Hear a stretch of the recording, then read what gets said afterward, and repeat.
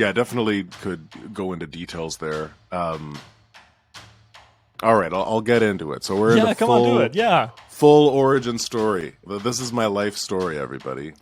Sit back, relax. So after university or after university. This is the CritRPG Podcast, your one-stop shop for everything lit RPG, progression fantasy, and Royal Road. Hi everyone, and welcome to the CritRPG Podcast, the only podcast where two people with three names are making things up as they go along. With me today is Justin, Thomas, James. How are you doing? Oh, I'm doing great. I didn't realize there were two people with three names here. Yeah, I also have three names. I can't tell them because I would dox myself, and I don't want that, but I have three first names. Oh, my goodness. Wait, what's doxing? Sorry. You don't know doxing? Doxing is this thing where you release information about people on the internet, and then people find out where they live, and this is how people send SWAT teams to people's houses. Dang! Well, I just got doxed. I've been doxing myself this whole time. I built an entire career around doxing myself. I'm not quite sure that's how that works, but no, I don't think so. You made a career out of something else. You made a career out of reading books out loud. So far, that's what I've been doing. Is it changing? Yes. Am I the last? I don't know. I don't know. Maybe one day I'll retire and do something with animals. Who knows?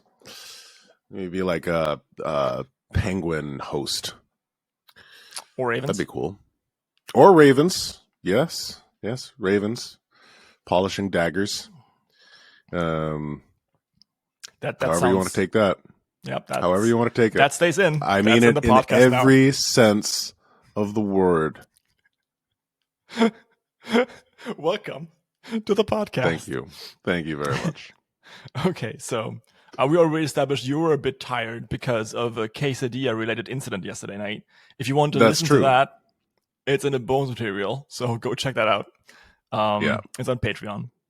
That being said, so you are an audiobook narrator / voice actor. How would you call that yourself? I am I think that where I've kind of landed is audiobook producer. Yes, because my relationship to audiobooks is definitely I'm a narrator, and that's a big part of my job, but I also do a lot of other things. Similar to Jeff Hayes, who I work very closely with. It's about, we look at the entire process of creating audiobooks. So from hiring other actors when we're doing multicast, and adding music, composing music, and the entire end product we very much are looking at. So yeah, that's kind of how I relate to audiobooks, is the whole production. Nice. So audiobook producer. And you're doing that for Soundbooth Theater, which is 100% a name that we can name on this show. This is not separate. So yes, indeed. Yes, I work very closely with Soundbooth Theater. I'm the COO of Soundbooth Theater. But I work kind of like as an independent, because all of my titles I'm very much connected to and have had such oversight over. That it's Justin, Thomas, James, and Soundbooth Theater. So yeah, very much connected and excited about what the company is doing.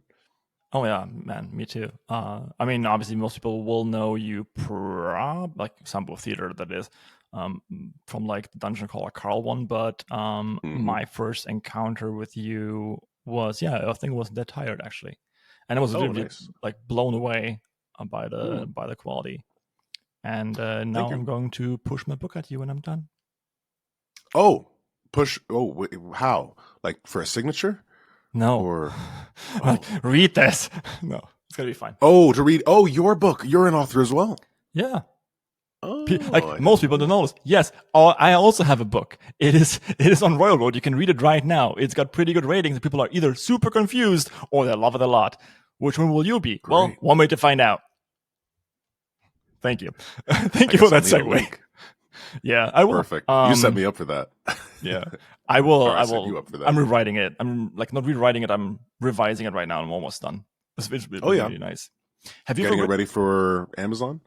Getting it ready to get published. I think I'm going to send it out to many of the other publishers. Excellent. I think a very nice side benefit of my curiosity of meeting all these publishers. Yeah. Toss them out. Have you ever written? Are you a writer? Have I written? I mean, I would love to someday. I would love to write, but I haven't yet. A simple answer. Not yet. Not seriously. I've done some.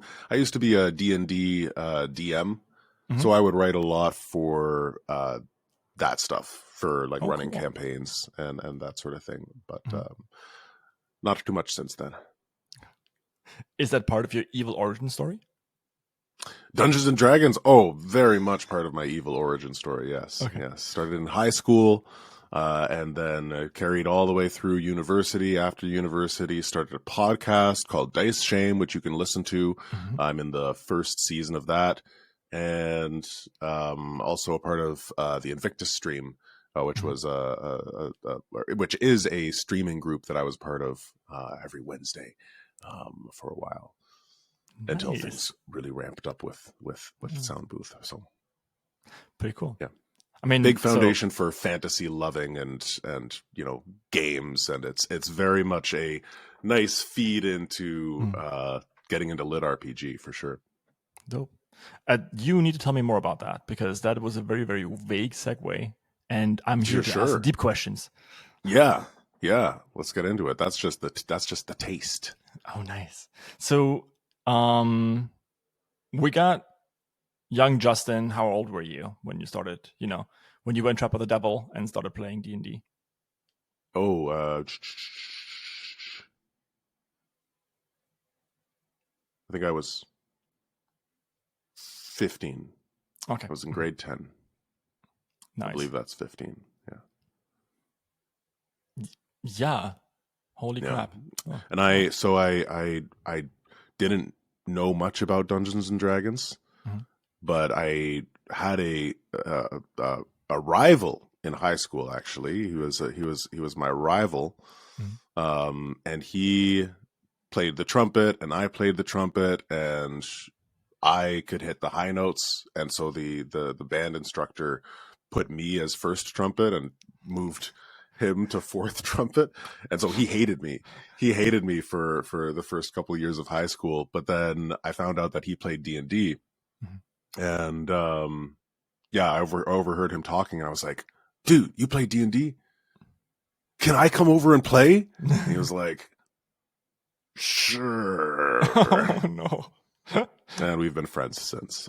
But that's the origin story. And so from there, and it was crazy D&D. I'm glad those early sessions weren't recorded, because there was some silly shit, which is, I think, an essential part of D&D. If you're playing D&D, needs to be silly.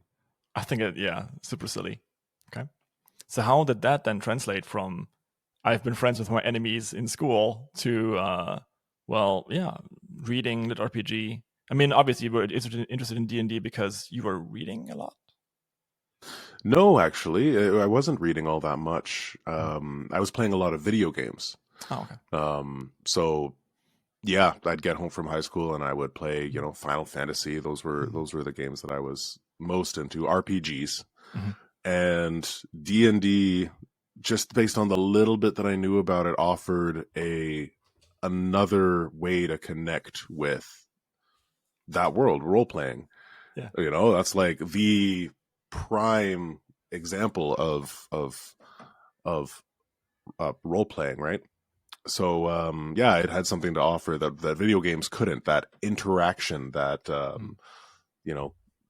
ability to use my own imagination to decide what happens, and so it definitely stemmed from a deep love of video game RPGs.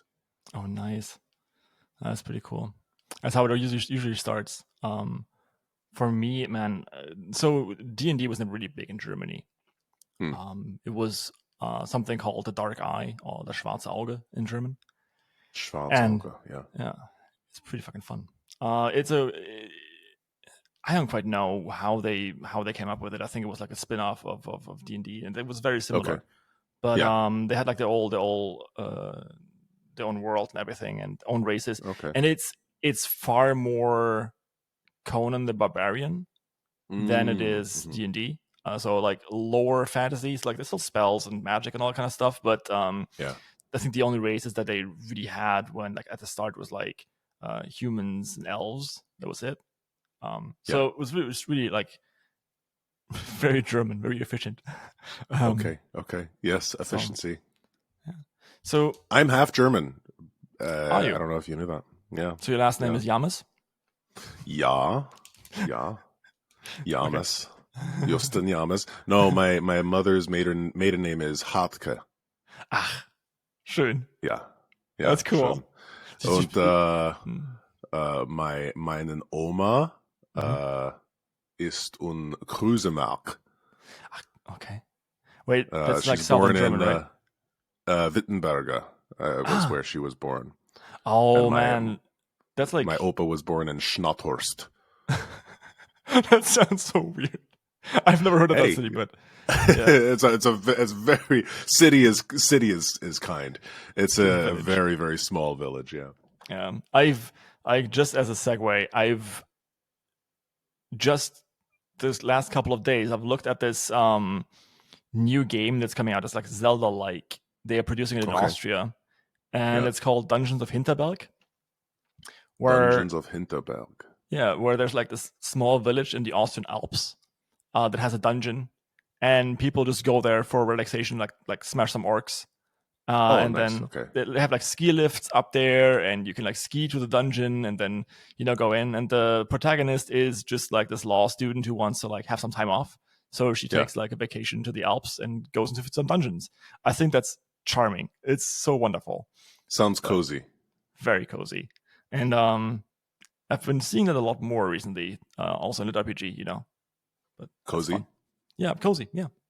Yeah. It's honestly refreshing for me. I really like the just the lowering of stakes a little bit.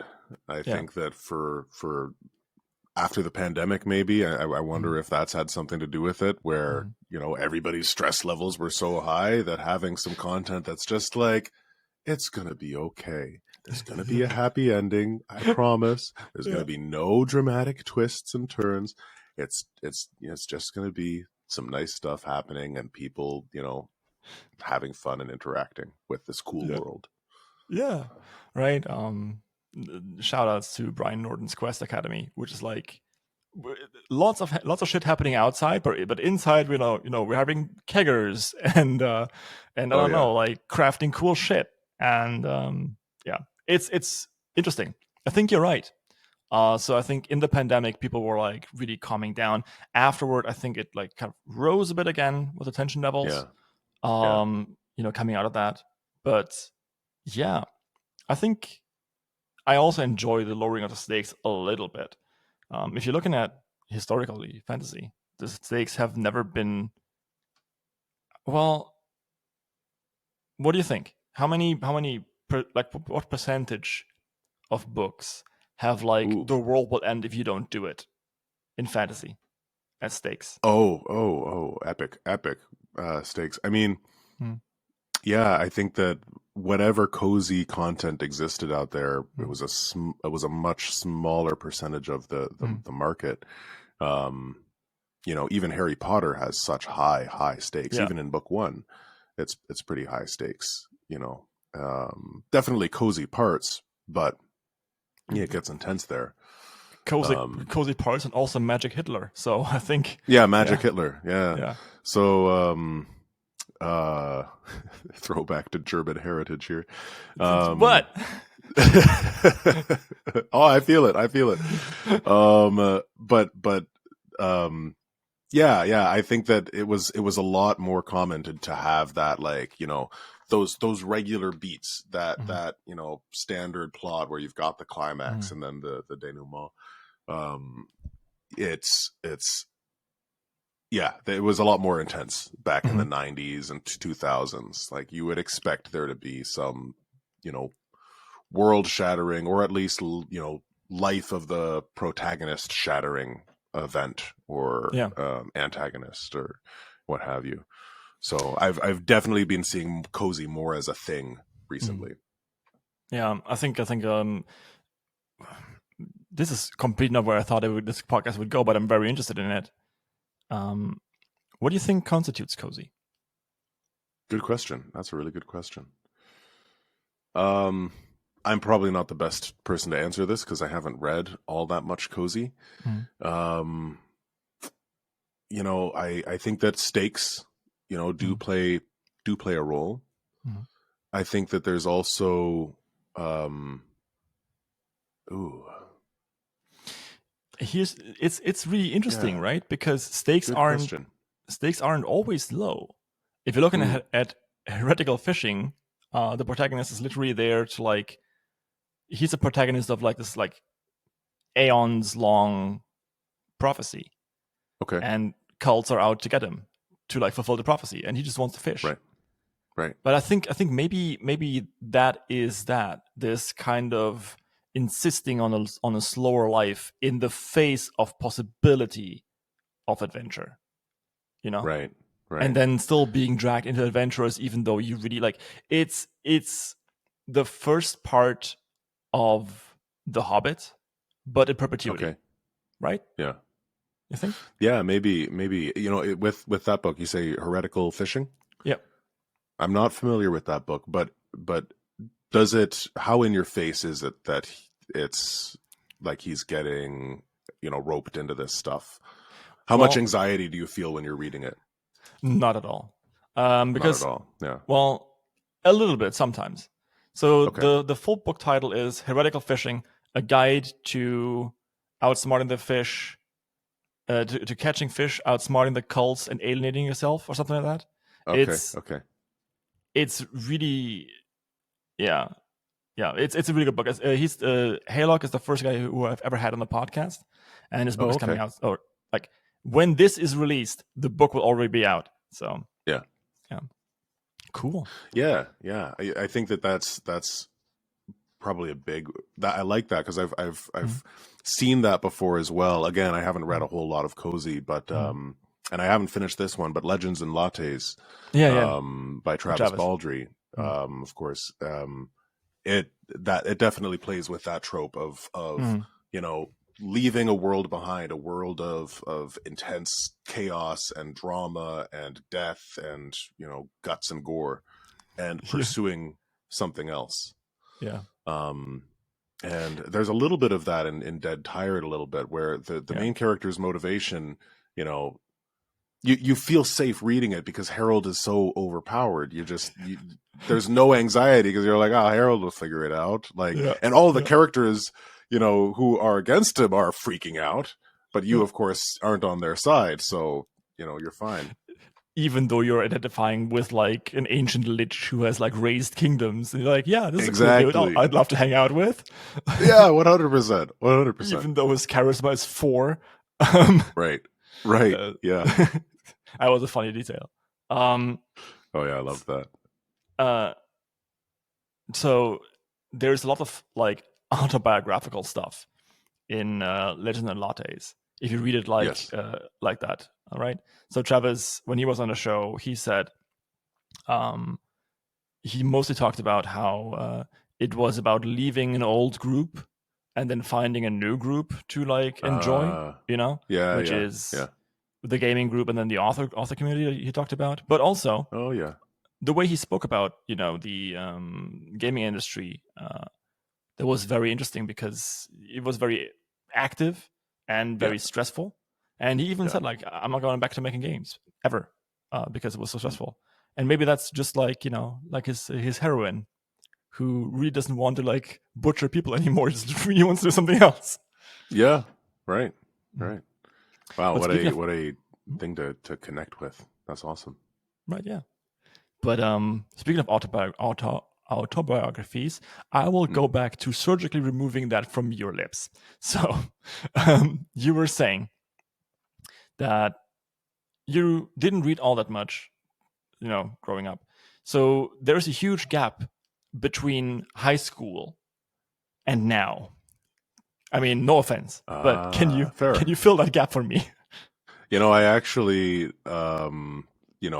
almost failed English every year in elementary school and high school. I had an elementary school teacher who told my mom that I should be in remedial English. And my mom didn't like that. She was like, oh, he was doing fine before, and now he gets into your class. All of a sudden, he needs remedial English. What is this? Yeah. Like I wasn't a reader. Like I just didn't get, like, what is the point of English? I speak it already. And I think what it was I never had a teacher that really, inspired me and showed me like everything that literature has to offer. And yeah, so I definitely felt limited. I was like, video games are so much more, entertaining. But I think, to answer your question, what filled that gap was that I always listened to audiobooks. Oh, okay. I grew up listening to audiobooks. My dad loved them, and he would take my brother and I to the library, and we would pick out cassettes. And in the early days, it was like the kids section. They'd like come in a bag, and they'd like have like a book accompaniment book, and we would do that. But sometimes we would get some like dark shit and not really realize it, and my dad didn't care at all. Like we were listening to some heavy themes, and one of the things that I've talked about before, but I always go back to is like one of the moments where I really started connecting with I guess more mature literature was Ray Bradbury. We picked up some books or some short stories by Ray Bradbury, and they were fully produced. They had sound effects, they had music, and they were creepy as hell, because Ray Bradbury is a great writer, but he can get into that sort of existential Lovecraftian fear a little bit. Yeah, I remember listening to that and simultaneously being freaked out, but also really captivated by it. And my dad would listen to audiobooks. He still listens to audiobooks every single night while he's sleeping. So the ambience of our house growing up was my dad snoring loudly and the door to their bedroom open and an audiobook blaring.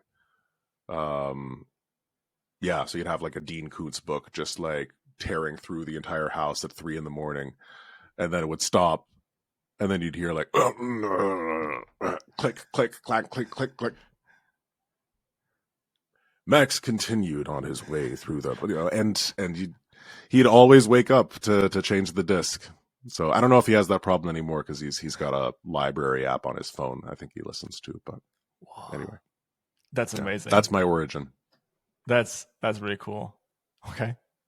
And then, so straight out of high school, you founded Soundbooth Theater. I mean, you look pretty young, so. Well, thank you. Not quite, actually. So, I got out of high school. I went to university for music. Went into music therapy, and there was kind of a path that I was kind of like, just kind of bumping around. I didn't really know what I wanted to do, but every year you got to make a decision. What do you want to specialize in? So I was like, music therapy seems cool because it'll allow me to practice jazz. I really liked jazz, and they didn't have a jazz program at the school, so our music therapy program was very improv based. Anyways, so I got into that, and then did that for 4 years. Still play D&D every Thursday, and after that, worked for about 5 years as a music therapist in nursing homes, and teaching adapted music lessons to differently abled kids. And after about 5 years, after about 3 years, I started, picking up the hobby of recording. And I'd taken an online course on, digital audio workstations and, plugins and how to use that. I think it was a free course offered through Berkeley or something like that. And I needed something to record. Music is way too annoying and tedious to record and get perfect. So I was like, I need something that I can just practice all these things I'm learning for the programs. And because I'd grown up with audiobooks, I was like, oh, I'll just record myself reading stuff that I like. So it wasn't until about 2014, 2015 that I started getting into more like voiceover. And it was around there when I met Jeff through Twitter, of all places. The internet's an amazing place. And he, after a little bit, decided that he wanted to found Soundbooth Theater. And yeah, I'm kind of glancing over it because there might be stuff that you want to ask me about that, in there. But go on, like we can do this again. Like, it's fine. Yeah, that's true. Yeah, so yeah, definitely could go into details there. But he, all right, I'll get into it. So we're in the full origin story. This is my life story, everybody. Sit back, relax. So after university or after university, I was working as a music therapist. It wasn't really fulfilling me. I loved it, but not as a full-time job. Very fulfilling in a lot of ways, but not every day. So, very therapeutic. Therapeutic. It was, yeah, I guess so. But counter therapeutic in some ways as well. It got stressful at times, but got some great stories out of that. Oh, damn. That Coca-Cola glass. We had a glass exactly like that. Exactly that glass. Well, McDonald's not that glass, 2012. That's where you got 14 it. or something. Yeah, I don't know. We just donated it. Otherwise, I'd definitely be running down and pulling it back up. Yeah. So that was a non-sequitur. Music therapy, doing that, and then on the side, I'm taking this course and recording, some voices. I, very early on recognized that I didn't just want to narrate. I wanted to add music to the stuff that I was narrating. So you can go to my YouTube channel, which I think you can just type in Justin Thomas James, and there are some early recordings of me narrating. I narrated the first chapter of Taran Matharu's Summoner Origins, where the Summoner, the Novice, I think, the first chapter of that, and reached out to him and was like, hey, can I post this? I did this sample, whatever, because he was doing really well on Wattpad. So I put these things up on YouTube and was sharing it on Twitter and just following as many people in the industry as I could at the time.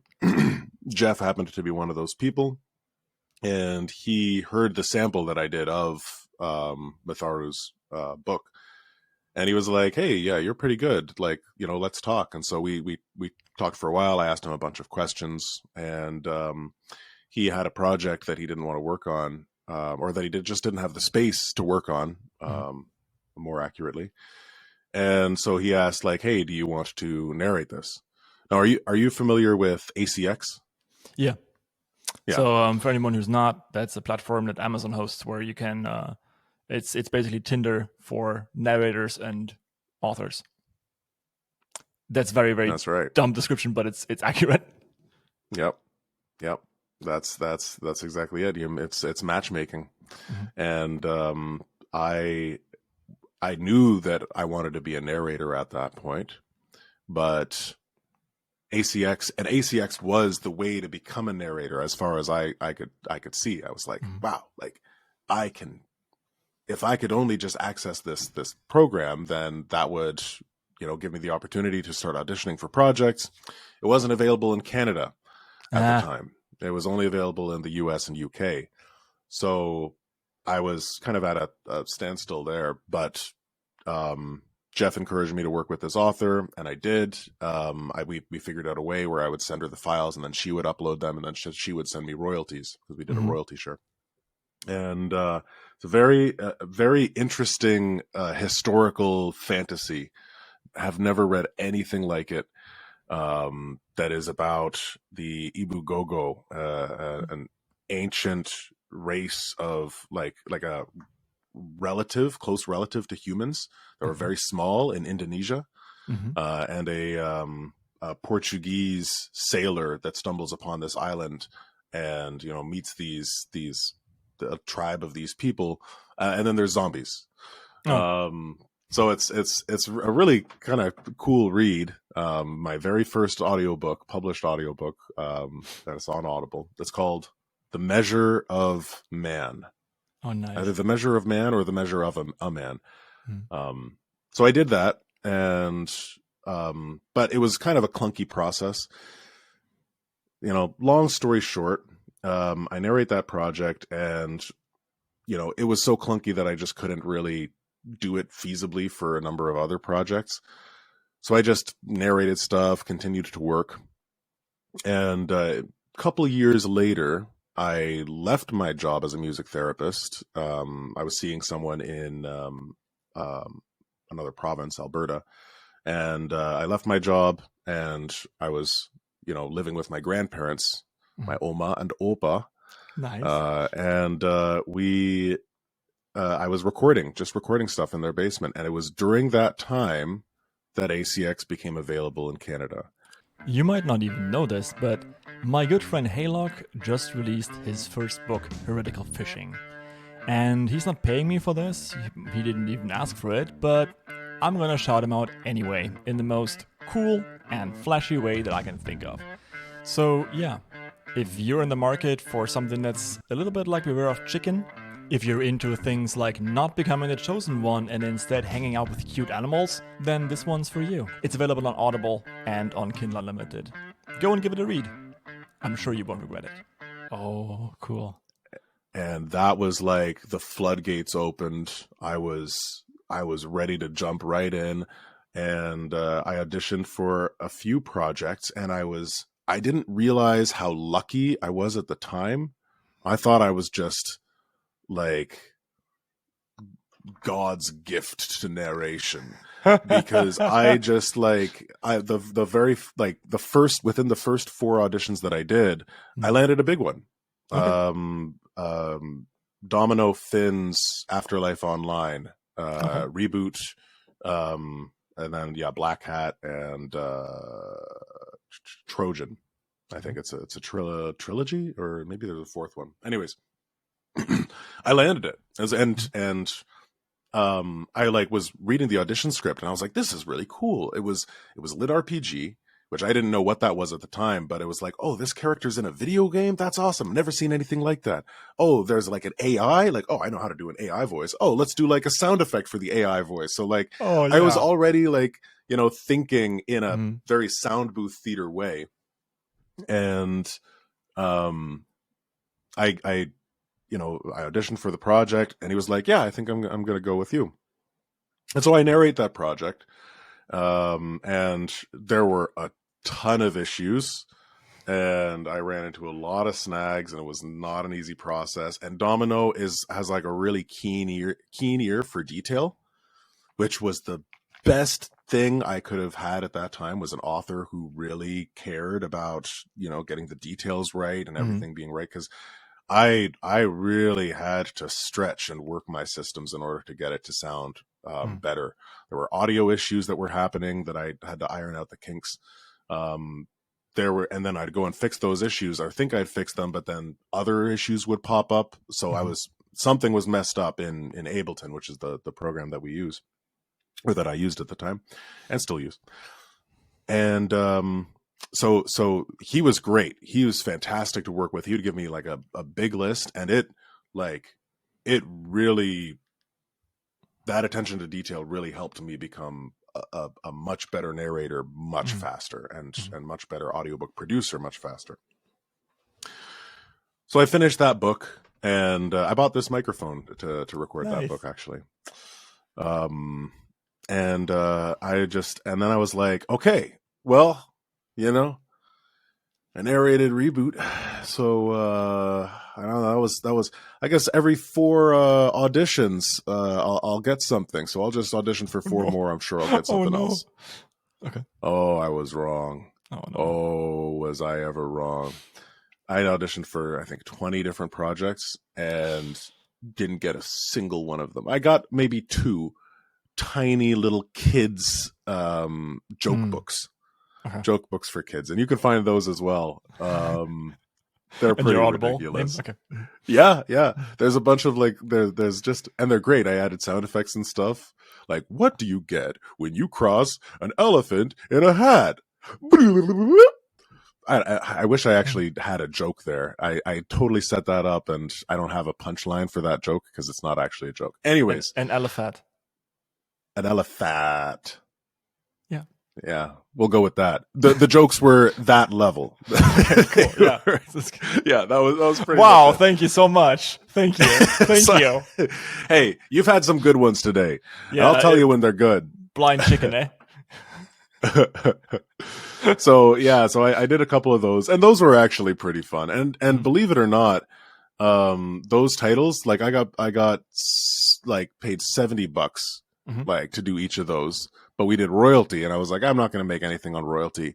But believe it or not, I ended up making a few hundred off of the bounty program, because I guess parents would be looking for content for their kids.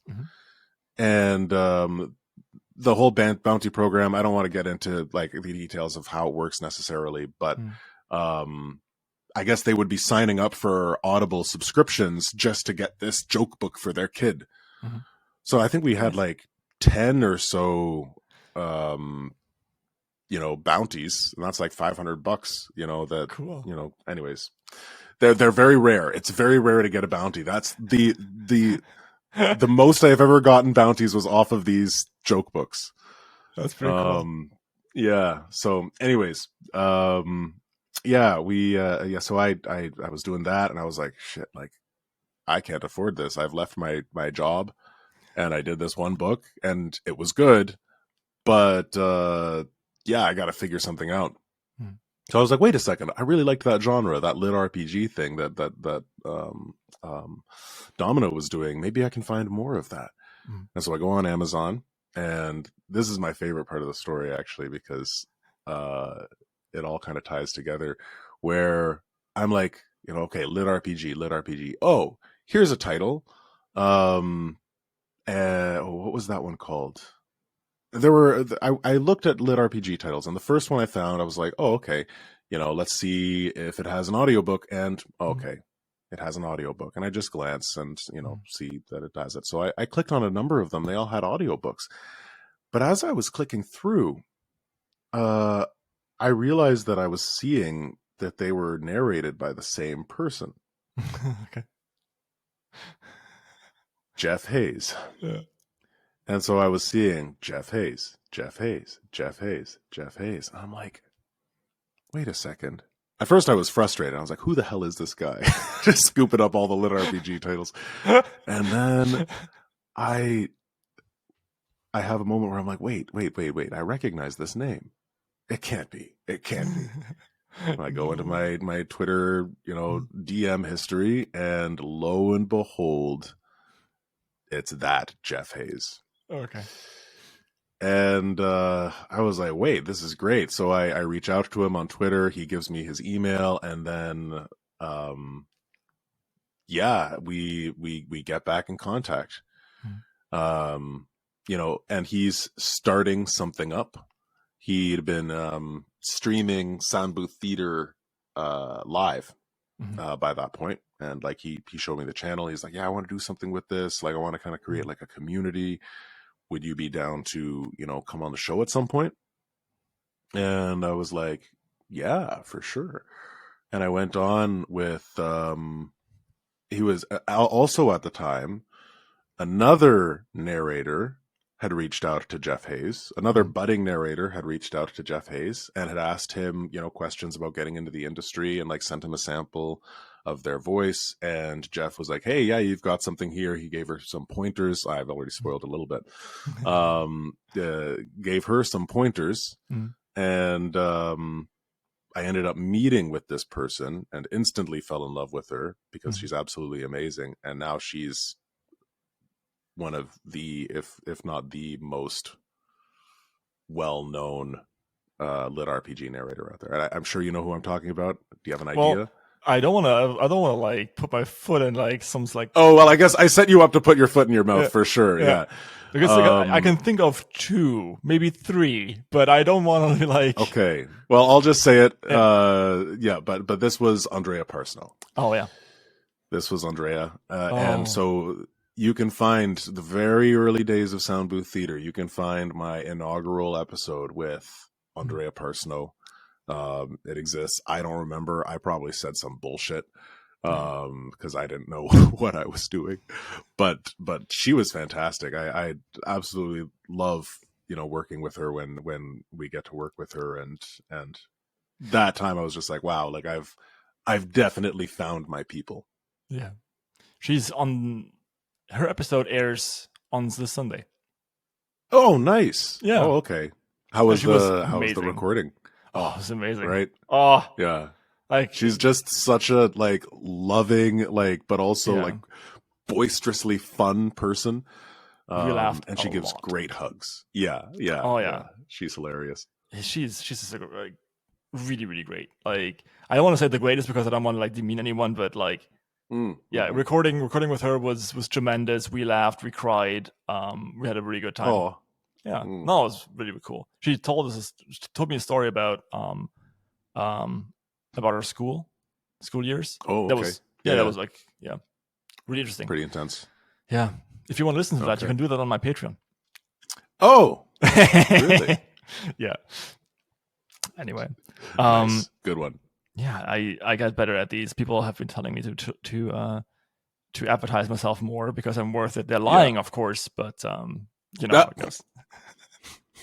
They set him up to fail. They let him do all this work, and then no one will come and will laugh at him. That's what my friends are like. That's it. Sure. That's what they're trying to do. Of course, I'm sure. Yes. Yeah. Listen to that voice in your head. Yeah, absolutely. I have this entire comedy stand-up comedy thing where I joke about that all my friends hate me because they think I'm funny. They tell me I'm funny. It's like, yeah, Max, go on stage. Yeah. You should write that down, Max. Yeah, you should go on stage. Like, yeah, sure. They just want to see your downfall. Yeah, exactly. Like, sit in the back of the audience, like no one's laughing, crickets everywhere. Yeah. They're like, you fell for it. That's the funniest. Yeah. All right. Okay, so that was Soundbooth Theater. Awesome. That's where it started. That was the seed of Soundbooth Theater starting up, and it was about maybe 8 months later that Jeff reached out and was like, "Hey, like, you know," and I had found some work. I'd found a couple series that I was producing, and then he reached out to me and asked about me narrating a title, but then also they were looking for editors, like, polisher, proofer, that sort of thing. So I kind of got in doing that, cleaning up Jeff's audiobooks, being able to listen to his performances. It was really good. And that helped, flesh out what I was earning. Right. Mm-hmm. So cool. I will say that I see in the bottom right corner of your screen, there's some Brandon Sanderson. That's the Kingkiller. Oh, not Kingkiller. Kings. Stormlight Archives. Stormlight Archives, right. The Way of Kings, Kings is the first book, right. Yeah. Stormlight Archives, narrated by Kate Redding and Michael Kramer. Mm-hmm. And those books, I was listening to book one the moment that I decided that I wanted to become a narrator. Because I was so inspired by their performances. Mm-hmm. Like, oh God, Michael Kramer doing Dalinar. Oh yeah, the Stormfather, like just the rumble that he can get in his voice. I was just like, oh, this is cool. You get to play so many characters. I love this. Yeah. So I saw those there and I was like, oh yeah, this is relevant. For me, I think I listened to the first one because it was the longest English fantasy audiobook I could find on Audible at the time. That was before, like the big.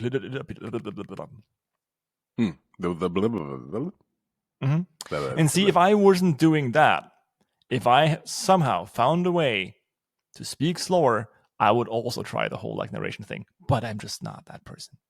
That's okay. I will write instead. If I can the write audiobook as fast that as I talk. Gradually gets faster and faster and faster. Yeah, I listen to that. That'd be really cool. You should do it. You should do it. Yeah, sure. You're one of those friends. I can see that. Yeah, sure. So I was listening to that, and then from that, I actually got into Mistborn and then all this other stuff. Yeah. Pretty cool. Oh, Mistborn. Yeah. Oh, that's pretty good. Actually, I think I listened to Mistborn first. Yeah, someone had recommended it to me, and it was great. It was great. It's not to be missed. Yeah,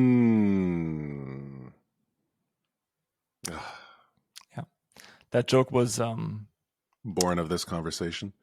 I was about to say that you were really good. Thank you. I infected you. I was waiting for it. You're it now. Yeah. I was waiting for the setup. Yeah. I think there's a Sanderson joke here somewhere, but I don't know. Let's move right on. How many books are you reading these days? Still. Like reading as in like reading and also this narrating. Is how I read, by the way. He's everyone's listening. He's like motioning very with his hands close to his chest, very authoritarian. Yes, very German way of reading, very stern face. I don't read like I think. I read like. I'm sorry. I'm the expert on German reading. Mannerisms. Yes, German yes, you are. Yeah. That is very true.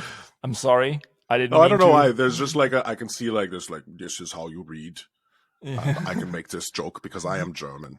Okay, that's cool. You listen to me. I will be very stern. And you read the book. Okay. Three little pigs walking down the streets. Then they all die. That's terrible. Then they all die. German. And then Strudelpeter comes and he kills you. Okay. I think the whole like German fairy tale thing. We never really got rid of that. But were those some of the races in the black eye? Dark eye. The dark eye? Because everyone wants to say like the dark eye, the black eye, because it's a schwarze Auge, but Schwarze, Auge. Yeah, they didn't translate it like that. No, I am quite sure. But it didn't have witches. Oh, Krampus wasn't a race? No, no one knows Krampus in Germany. It's an Austrian thing. Really? No, it's an Austrian. Oh, that's thing. Austrian. Oh, yeah. I'm sorry, but you have Strudelpeter. Struwwelpeter. Yeah. Yeah, we do. Like all these like how to scare your kid into being raised correctly. Struwwelpeter, like he never cuts his fingernails, never cuts his hair, and I think like he catches on fire or something. And then there's Max and Moritz, which is very close to my heart. And they like play pranks all the time, and then they fall into like a mill and die. So all these people like just die. And that's apparently how Germans raise their kids. It works. Yeah. Do this or you will die. Okay. I will do Raise the stakes. And that's why we like cozy fantasy. There we go. Yeah. German cozy fantasy. I've just baked some bread. Now you will die. Now you will die. Oh, so cozy. It's nice. At least cozy. I'm not a bad person. Yeah. It is so wonderful. Makes me feel warm in the heart. Warm around the heart, sorry. Man, I can't wait to write more fake German characters. It's going to be so much fun. Okay. Oh, yeah. Back to the question. You read or narrate books still, right? Yes. So I narrate books. I guess that's what I was asking. Like, do you mean like books that I'm narrating or like read for leisure? ¿Por qué no los dos? Why not both? Why not both? Okay. Is that Spanish? Yeah. Yeah. I don't speak that much Spanish. I speak enough Spanish to get me into trouble. but not enough to get okay. out of it. I see. Gotcha. Yeah. Okay. I like that. So for work, I'm narrating about a book every 2 weeks. I guess that's my pace. I go a little bit slower. I definitely don't narrate as much as Jeff. I don't know how Jeff does everything he does. Honestly, I'm not even gonna pretend that I know. But do you think it's careful? This one is really, really composite. Gefährlich. Gefährlich? Yeah, what does that mean? Dangerous. Gefährlich. Gefährlich, but it's Jeff Gefährlich. Gefährlich. Yes, I think it is dangerous. No, I think that there's periods where it gets really busy because it's not just the narrating, right? Like he's pumping out books every couple weeks, but long ones. But it's all the other stuff, it's building the platform, having meetings with the development teams and other authors, and staying connected and going to conventions and all of that stuff. It's a lot. And I think that similarly, but to a lesser degree, I've got my narration schedule that I do in the mornings and afternoons, a little bit in the afternoon, and then I just have meetings for the rest of the afternoon. And I like this pace because also it means that my voice is fresh for more of it. There are some narrators that have incredible endurance. And for whatever reason, I'm not one of them. I tend to slow down unless I really give myself the space. So to answer your question, 2 weeks generally I'm narrating. So maybe I guess about 20 to 25 books a year I narrate and produce. Cool. Now but actually that's in theory. Really, it's the number's a lot less. If someone were to go to my Audible, I think it'd be like 12 last year or something like that. Not terrible. No, more than me. But fair. In terms of leisure reading, not as much as I'd like to. I would love to read more. I'd love to, consume more fiction, even in, TV, movies. But I'm so tuned in, and if I'm reading something for work. I'm doing a pre-read so I can, understand the characters and the plot, the story, the stakes, the tone. So yeah, right now I'm pre-reading Magical Girl Crystal Chronicles by Ravensdagger. Isn't it Crystal Genocide? It's amazing. Oh, Genocide. No, I always say Chronicles. I don't know why. It is Genocide. Magical Girl Chronicles Crystal Genocide. Sorry. Oh, because of Final Fantasy. Yeah. Crystal Chronicles? I think you're right. Yeah. Man, that's cool. That's why I'm doing that. It's all subconscious. Yeah. No, with Ravensdagger, I'm pre-reading that. Yeah, with Ravensdagger, always err on the side of genocide. So yeah, it's true. It's true. Cool. Let's add the cute. But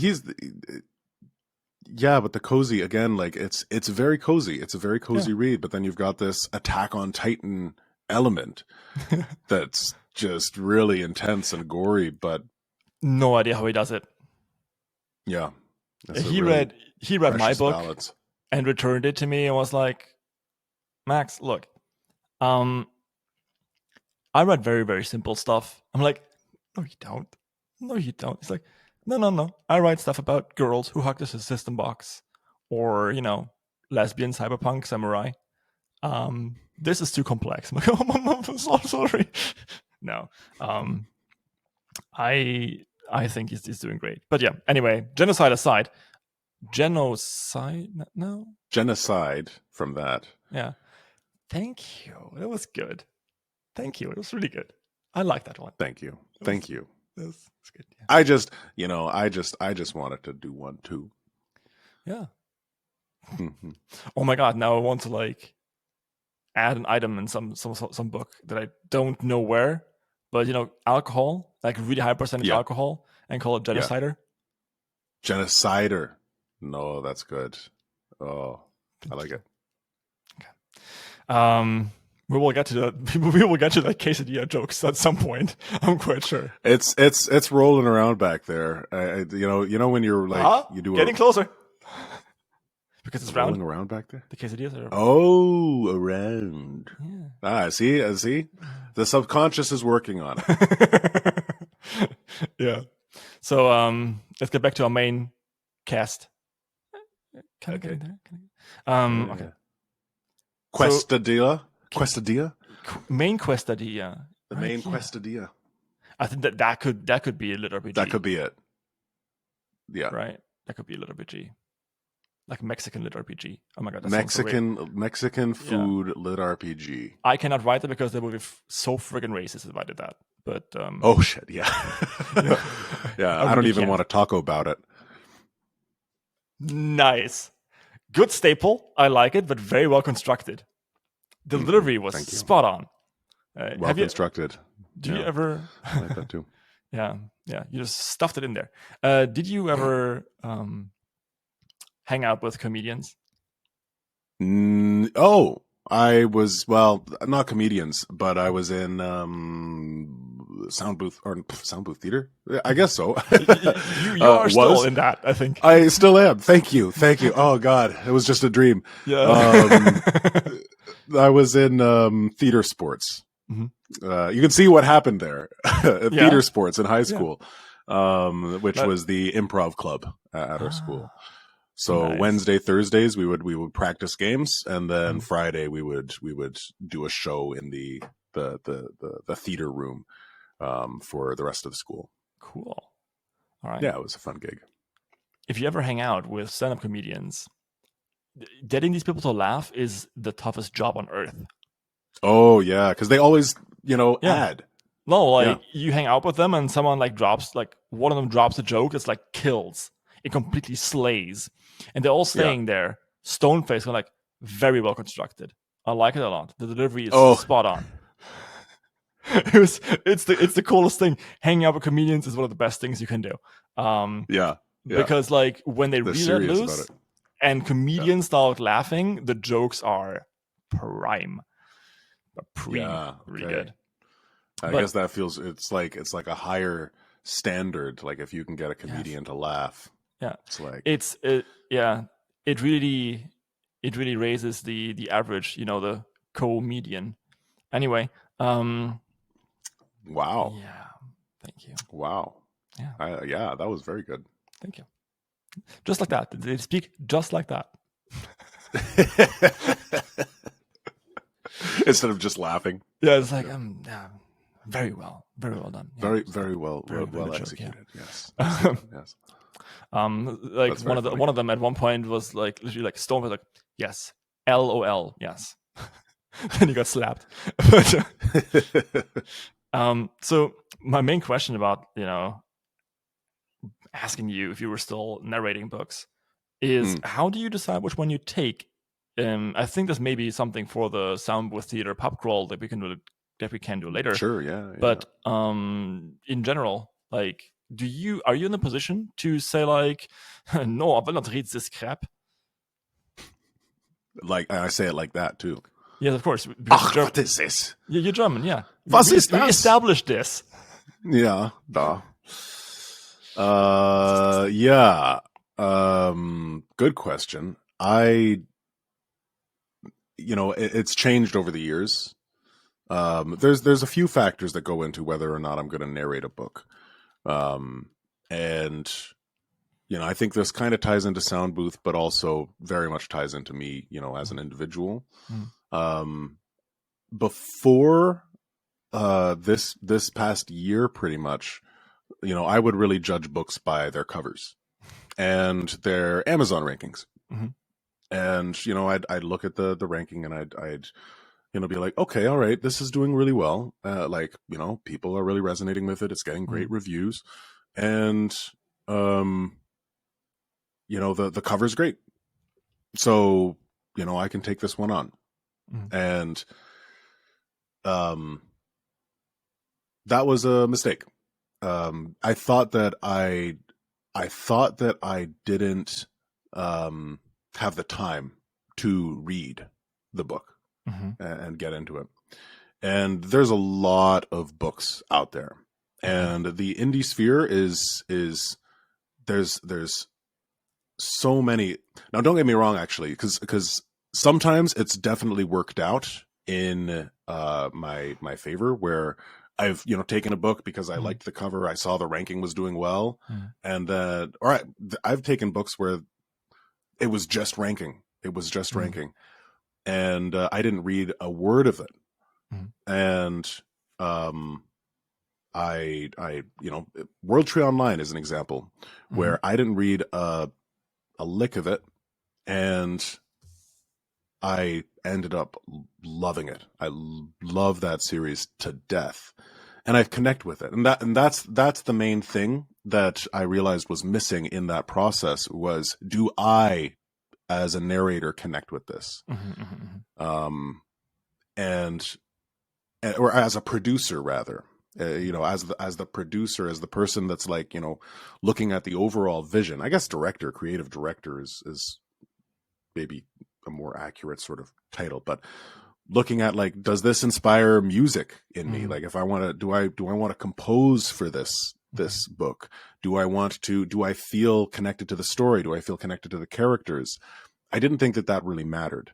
When choosing a title to do, it's just like, oh yeah, like, I'm sure I'll love it and I'll just, get it done. But, there's some titles that I've taken on where it's very popular. It's doing really well. And it, for whatever reason, it just hasn't clicked with me. It hasn't been my, it hasn't stoked that creative fire in the same way. And it doesn't mean it's a bad book. It doesn't mean that it's it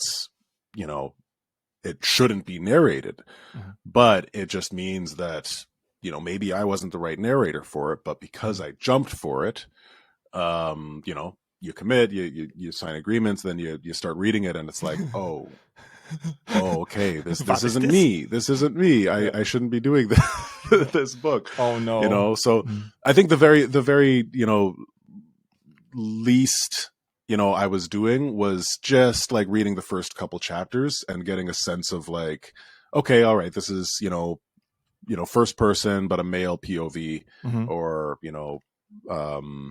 it's third person, and it is like a male main character, so it feels natural for me to do this one.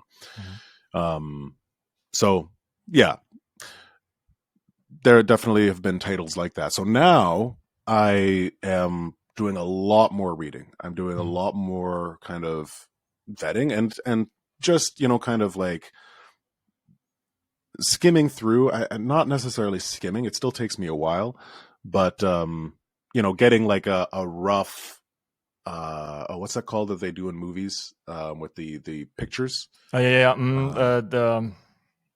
not a sketch. Storyboard. Yeah. I get the storyboard in my head, and I feel it out, and if I start to feel a little bit off, then I'll be like, no, okay, this one's not for me.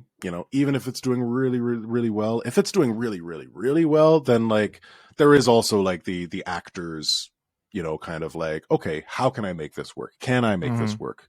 I might dig a little bit deeper than if it's a title that's, not performing that well, anyways.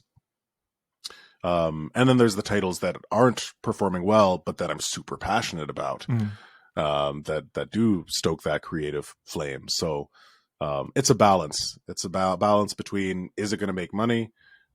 Am I passionate about it? Do I have the time for it? And is the author actually letting me, do this? So that's how I choose. Awesome. Well, all right. I have many more questions, but that will have to wait for the other half of the podcast that I will heinously hide on Patreon. Yes. However, I will not rob people of their shoutouts. And also, I mean, you mentioned some books that you loved, but why don't you tell us about like one more book that you loved and why is it awesome? Okay, so I've mentioned Dead Tired. We've Yes. talked about Dead Tired, obviously, Mhm. which I absolutely love. I just mentioned World Tree Online, and that's by E.A. Hooper, and it's a fantastic trilogy. It's wrapped up in 3 books, and A lit RPG that's not in a trilogy. Heresy. I know it is Heresy, and it's very refreshing, I find.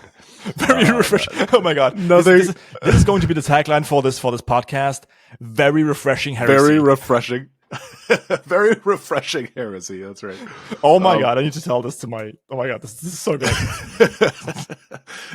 Yeah, I'd nothing against long series. Like, you can get into a lot of really rich character growth and development over a long series, but I do find it very satisfying when a series ends, and how the author manages to tie everything together.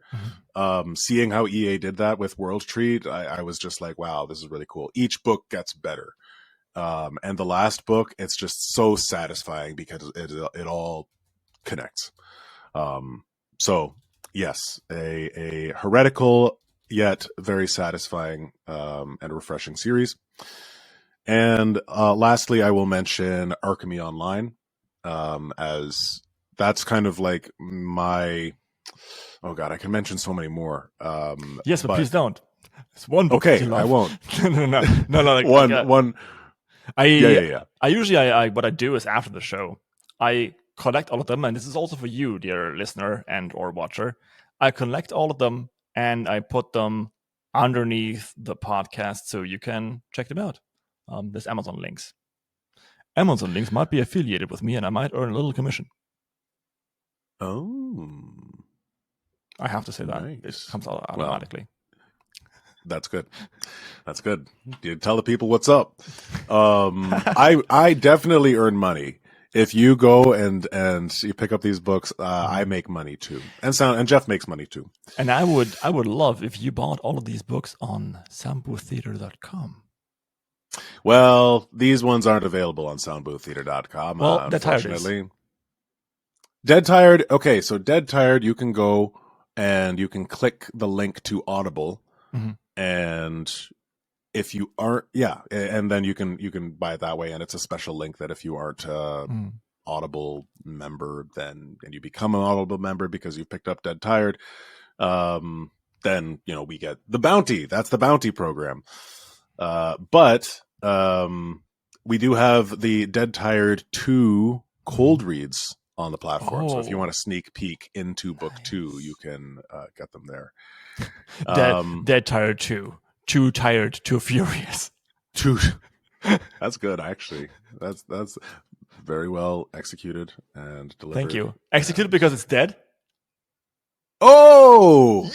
Yeah. I'm on fire. See? Here we go. Yeah, you got it. Archemi's great. I composed music for it. There's there's a soundtrack. So each book, first book has like 16 minutes of music in it, and then second book has like 35, and then third book I think has closer to an hour of very Final Fantasy inspired music, and I love that. That's what it inspired in me when Jeff brought it to me. I will also link your first chapter that you put on YouTube, because I thought the animation, that was really awesome. Oh, yeah. Thank you. The first chapter of Dead Tired. Yeah, the prologue. Oh, thank you. I'm glad. This is really talented. This is what made me buy it. Oh, really? Yeah. Like you earned at least $5 over that video. Yes. Okay. So, right. Any shoutouts? Oh, yes. Okay. Download the Soundbooth Theater app. Soundbooth Theater Direct. Coming right in your ears. You have an app? That's not our official tagline. We do have an app. We do have an app that is available on iOS or Apple and Android. Cool. So you can listen to a lot of cool stuff there that you can't listen to on Audible, including the Dungeon Crawler Carl audio immersion tunnel. yes. which has sound effects and music and all of that stuff. Have you listened to that yet, Max? No. But that's because Dungeon Crawler Carl gives me anxiety. Opposite of cozy. Opposite of cozy. Like, I think that is a tagline of Dungeon Crawler Carl. The opposite of cozy. The opposite. I think we can agree on that. No, but I did listen into it, and you threw everything on the kitchen sink at that thing. Like, there's everyone. Oh yeah, everyone who ever narrated the book is in that tunnel. Yep. I always want to call it the flesh tunnel, but I'm not quite sure why. But I think that would be appropriate. Yeah. So it's very well fleshed out. Yeah. It's well fleshed out idea. So any other shoutouts? Yeah, Andrea Personal. Listen to her. She's awesome. Yeah. Just in general, listen to her, period. Just in general. You can listen to her podcast that I did. This Sunday. Yeah. Well, like Sunday. Not this Sunday, because when people listen to this, it's going to be like, oh, that past Sunday. Yes, that Sunday. Happened. Yes, you go listen to that. Right, yeah. I forget that. You can find it if you click, and if you follow, please follow. I am so close to 1,000 followers.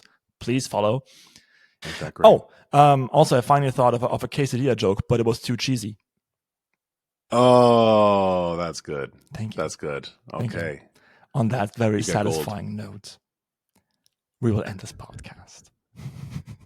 Ciao. Ciao. Thank you, everyone, for listening and or watching. Consider Patreon. Please follow, like, subscribe. And I'll see you next time. And if you're on Patreon, the show goes on.